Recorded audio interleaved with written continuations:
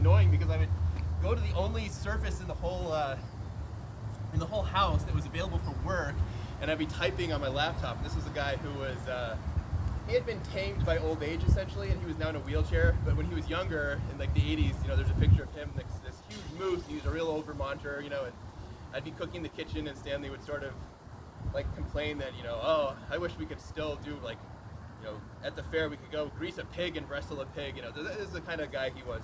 And then one time I just heard this whole story, and it was like his most perfect one or something, and so I wrote it down, and then after that I started taking notes. So I was out there on the kitchen table, and it wasn't annoying anymore, and then I was just recording some Vermont history. So this is Mr. Gebo, A Story of Vermont by Stanley Hotte, and I interpretively transcribed it. One time my grandfather had this neighbor, Mr. Gebo, who didn't mend his fences. This was way back, dairy farming. So Gebo's cows sometimes were wandering onto my grandfather's land. One day Gebo comes over looking for his cows. My grandfather said to Mr. Gebo, "Now look, if your cows come back onto my land, I'm going to milk them for 3 days." Well, sure enough.